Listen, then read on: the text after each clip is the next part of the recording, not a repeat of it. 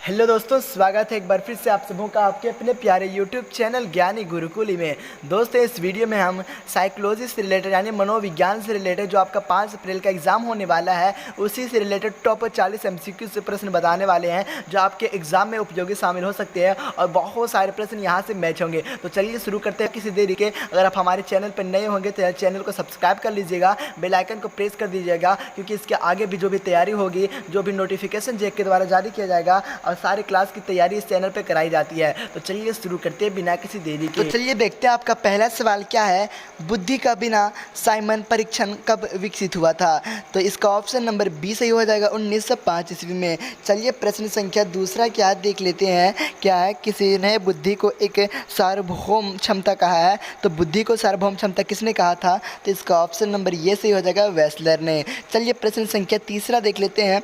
बुद्धि का त्रितात्विक सिद्धांत का जो ना प्रतिपादन किस मनोविज्ञान ने किया था? तो बुद्धि के त्रितात्विक सिद्धांत का प्रतिपादन किया था अस्टनबर्ग ने। ठीक है, याद रखिएगा। चलिए प्रश्न संख्या 4 देख लेते हैं। क्या है, बुद्धि मापन के लिए बुद्धि लब्धि यानी आईक्यू का उपयोग पहले किस मनोविज्ञान द्वारा किया गया था? तो इसका हो जाएगा ऑप्शन नंबर सी अस्टर ने। चलिए अगला प्रश्न देखते हैं। प्रश्न संख्या 5 है, व्यक्तिगत विभिन्नताएं के मुख्य कारण कौन है? तो व्यक्तिगत विभिन्नताएं के मुख्य कारण जो है अनुवांशिकता और पर्यावरण, यानी 5 का ऑप्शन ये सही हो जाएगा। चलिए प्रश्न संख्या 6 देखते हैं। मंद या अल्प वृद्धि बालकों की आईक्यू बुद्धि लब्धि कितनी होती है? तो इसका ऑप्शन नंबर सी सही है 70 से कम। चलिए प्रश्न संख्या 7 देखते हैं। निम्न में से क्रियात्मक बुद्धि परीक्षण ठीक है कौन सा है? तो क्रियात्मक बुद्धि परीक्षण है ना ब्लॉक डिजाइन टेस्ट। ठीक है, याद रखिए ब्लॉक डिजाइन टेस्ट को क्रियात्मक बुद्धि परीक्षण भी कहा जाता है। अगला सवाल है सवाल नंबर 8, बुद्धि के कितने प्रकार है? तो बुद्धि के 3 प्रकार होते हैं, याद रखिएगा।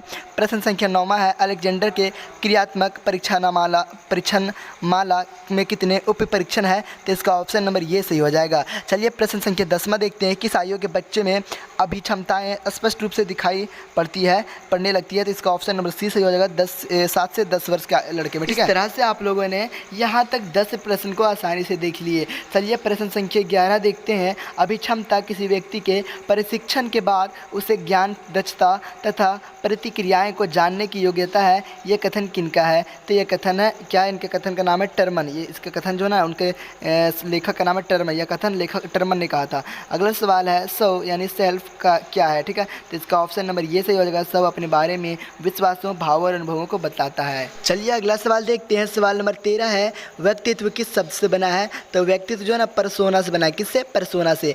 प्रश्न संख्या 14 क्या है, सेल्डन के अनुसार व्यक्तित्व के कितने प्रकार हैं? तो सेल्डन के अनुसार व्यक्तित्व के 3 प्रकार है। प्रश्न संख्या 15 क्या है, मन के आकारात्मक पहलू कितने हैं? तो मन के आकारात्मक पहलू 3 है। ठीक है, प्रश्न संख्या 16 देखिए। निम्न में से कौन व्यक्तित्व निर्माण का जैविक निर्धारक नहीं है? तो इसका ऑप्शन नंबर डी सही हो जाएगा परिवार। चलिए प्रश्न संख्या 17 देखते हैं। स्याही धब्बा परीक्षण किस मनोवैज्ञानिक ने किया है? तो हर्मन रॉक ने। ठीक है, प्रश्न संख्या 18 क्या है, प्रक्षेपण का क्या अर्थ है? तो प्रक्षेपण का अर्थ है व्यक्ति जो है ना दूसरों से विचारों को समझता है। इसे कहते हैं इसे क्या कहते हैं? प्रशिक्षण। क्या कहते हैं? प्रक्षेपण कहते हैं। चलिए प्रश्न संख्या 19 क्या है देखते हैं। निम्न में से कौन सद्गुण नहीं है? तो सत्यवादिता। ठीक है, सत्यवादिता जो ना सद्गुण नहीं है।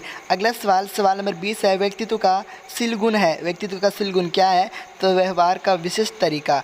चलिए प्रश्न संख्या 21 क्या है देखते हैं।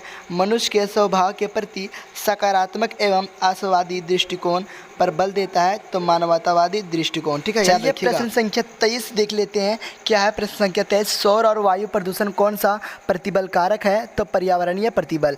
सवाल नंबर 24 हो जाएगा। विश्व पर्यावरण दिवस कब मनाया जाता है? तो विश्व पर्यावरण दिवस 5 जून को मनाया जाता है। आप लोग आसानी से जानते हैं। प्रश्न संख्या 24 है, प्रतिबल किससे प्रभावित करती है? तो व्यवहार को। प्रश्न संख्या 25 है, निम्न में से कौन मानव निर्मित आपदा नहीं है? तो सुनामी जो है ना मानव निर्मित द्वारा आपदा नहीं है। प्रश्न संख्या 26 है, निम्न में से कौन प्रतिबल का स्रोत नहीं है? तो सामाजिक प्रतिबल।